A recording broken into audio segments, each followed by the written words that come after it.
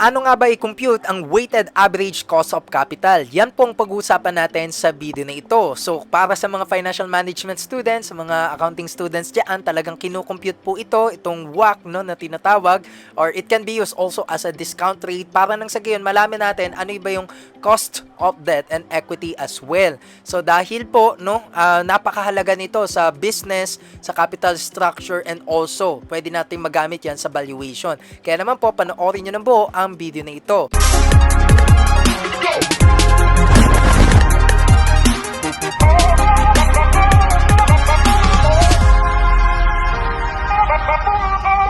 So, unang-una, ano nga ba muna yung WACC, no? Or weighted average cost of capital? Kasi po, whether may kinalaman ito sa capital structure, may kinalaman po ito sa financing as well. So, kapag ka ang isang business, ang isang corporation ay yan ay may ipe-pursue na project, no? May ipe-pursue na investment, dalawa lang po ang pwedeng pagkuhanan, no, sa kanilang operations, whether it is equity financing or debt financing, utang. No, yung equity sariling pera po ng kumpanya, ng mga shareholders, yung debt ay utang po, no, whether it is a loan, whether it is issuing bonds, no, and other fixed income securities. Ngayon, ang point lang po natin dito, dalawa lang po ang pinanggagalingan ng capital, no, whether it is equity financing or debt financing, and each, or whether you are using equity or debt financing o kaya naman mixed, meron po tayong tinatawag na cost. Siyempre, may babayaran ka, no? Hindi naman pwedeng nangutang ka, wala kang babalik, no? Na interest rate, na interest payments. So, kailangan po dito, malaman po natin yun. Ano yung cost of equity and cost of debt, no? Yung pag-utang po natin. Para nang sa gayon, mabalanse po natin, makita natin ano yung may mas malaking cost, and also ano yung total cost, or yun na nga yung weighted average cost of capital. Okay po ba? No? Yun po yung ibig sabihin nun. Ngayon, ito po yung mga inputs niyan. Okay, na kung saan, pwede kayong directly tumingin sa mga financial statements ng company. Ngayon, i-explain ko na lang po para hindi na sobrang humaba itong video na ito. So, at least alam nyo na yung mga inputs, alam nyo na yung mga dapat na given, alam nyo na yung mga hahanapin po ninyo. So, eto po, makikita natin dito ang company muna or stock code, MEG or MegaWorld. So, eto po, example lang ito base sa sarili kong computation analysis. Pero syempre, yung mga data, no, yung mga financial records data dito ay kinuha ko po talaga sa legit, no, na site. So, whether it is Wall Street Journal, WSJ, or sa SEC, or kaya naman sa Call Financial, alam ko meron eh. Diba? Sa PSE Edge din, meron po. Ayan. So, kaya dyan yung makukuha itong mga numbers na to, no? And other informations po regarding the company. So, dito po, isa-isahin muna natin dyan, guys, no? Ito po, ang first step, yung cost of debt po natin na tinatawag. Diba? Para po makuha yan, kumbaga, kailangan mong malaman magkano ba yung interest na binabayad mo. Diba? Magkano ba yung tinitake sa'yo na interest out of your debt, no? So, dito po, ang kailangan nyo makuha, para makuha yung cost of debt, ang kailangan nyo input ay interest expense ng company, diba? Interest expense ng current year, and then yung short-term debt, and then yung long-term debt, no? Dito.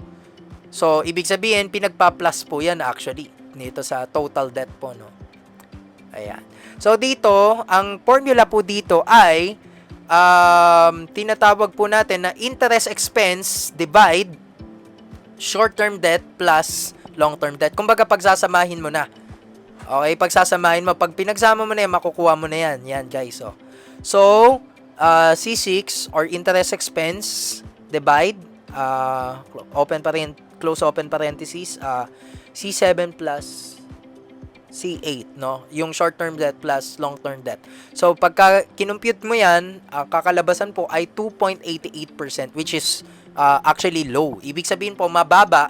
Kumpara mo dun sa dalawang debt po dito, yung interest expense niya ay mababa. Kasi pag yan umabot ng, let's say, 5%, 10% compared to the industry average or sector average, yun po ay mataas. Pero, di ba, 2 to 3%, it's actually quite low.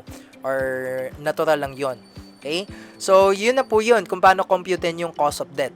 And then, yung tax rate, medyo ihahabol natin dito ay, yung tax rate kasi, close open parenthesis, 1 minus the tax rate.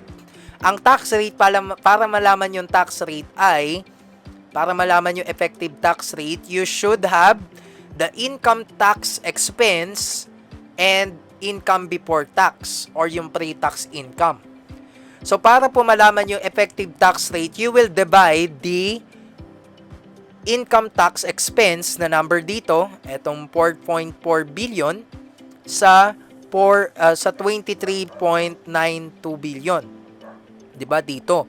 So, malalaman mo na ang effective tax rate niya, ibig sabihin yung tax, no? Tax expense ay 18%. Okay? 18% out of your EBIT, no? Parang ganyan. So, 18%, yan na yun. So, ang nilalagay mo dyan ay, para makompute yan, yung C5, no? 2.88 times, close open parenthesis, 1 minus the tax rate. Ito nga yun, C11. So, makukuha mo yan. Ito dapat yan. 2.35%. Okay? Ito po yung sinusundan kong formula, oh. Zoom in nyo na lang po.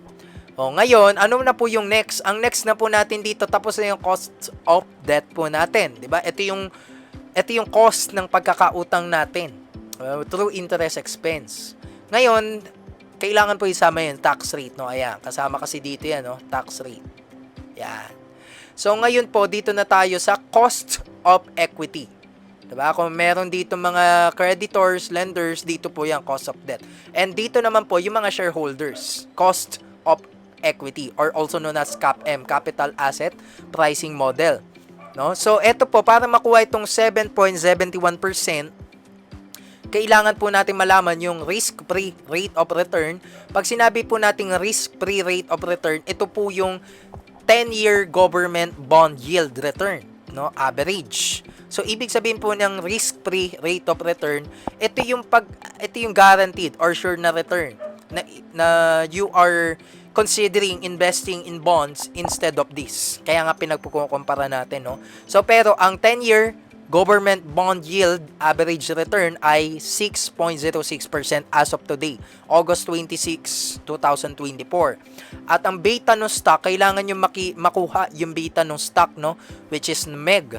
Ibig sabihin, beta, this is the how you gauge, how you measure the volatility level compared to the benchmark or index.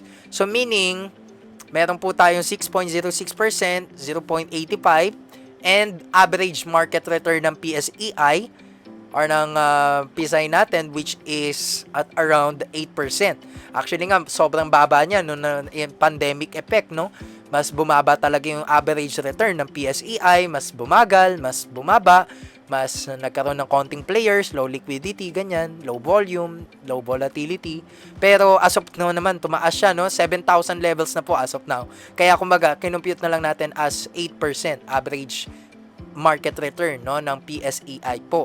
Ngayon, ang solution for that, no, ang formula for that ay makikita po natin dito, risk-free rate of return, no, F4 divided by F5, the beta, times F6, ito po, market return minus risk-free rate of return. So, sundan nyo po yan. And makikita nyo naman na sa internet yung mga formulas. Ito, kumbaga, shortcut na lang kasi. So, makukuha nyo po dyan, 7.71%. So, ito po yung cost of equity or CAPM po natin. Meaning, this is the required rate of return of the shareholders, investors, no? While dito naman po, this is the required rate of return of the creditors, mga lenders. Okay?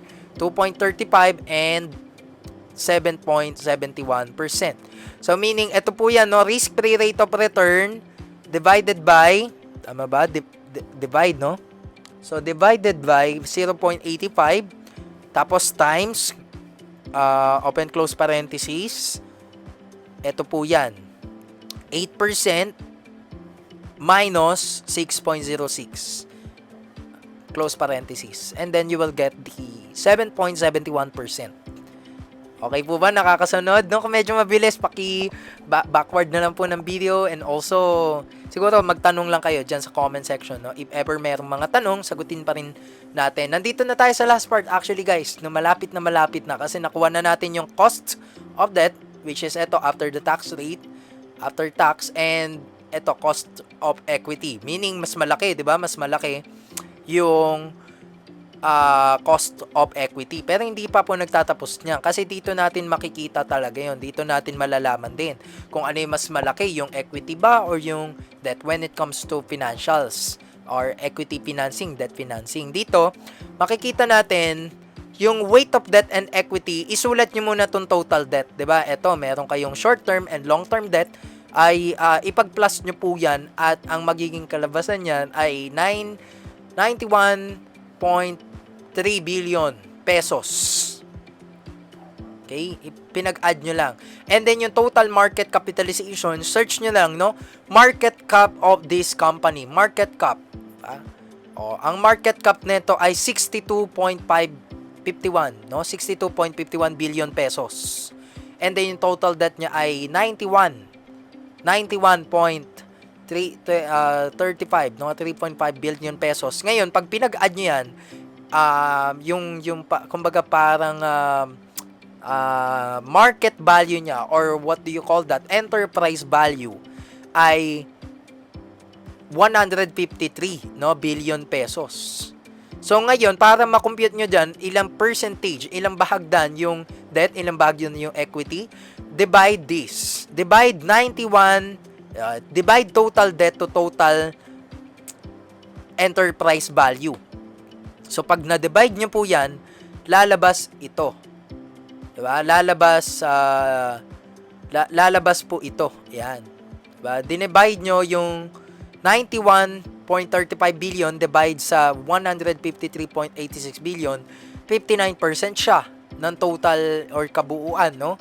While ito namang weight of equity, 62.51 billion divided by 153.86 billion, magiging 40%. Kumbaga parang 'di ba? Ang total pa rin niya 100%. Kumbaga tinignan mo lang yung percentage ng kabuuang utang at ng kabuuang equity, no, from the shareholders and investors. So yun po yun. Ngayon, dito na po tayo sa last part. Ito kasi yan ang pinaka-importante dito, makuha nyo tong cost of debt, effective tax rate, yung cost of equity, weight of debt, and weight of equity.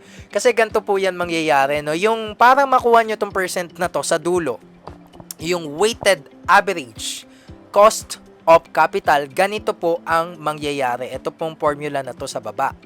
Okay? Babagalan ko lang, no? Ang gagawin nyo po dyan ay, okay, babagalan ko lang, no? Cost of debt times cost of debt times weight of debt. Diba? Pag 2.35 times 59.37%, tapos yun po yun, no? And then i-add natin naman yung tinatawag natin na cost of equity times weight of equity. Okay, so bali unahin nyo muna yung isa, 'di ba? 2.35 times 59.37%. That's only the one part, no, sa utang, debt. Dito naman po sa cost of equity, ita-times nyo po yung 7.71% sa 40.63%. So bagli, kaya nga weighted average cost of capital, meaning tina-times mo muna, 'di ba, yung cost and yung weight.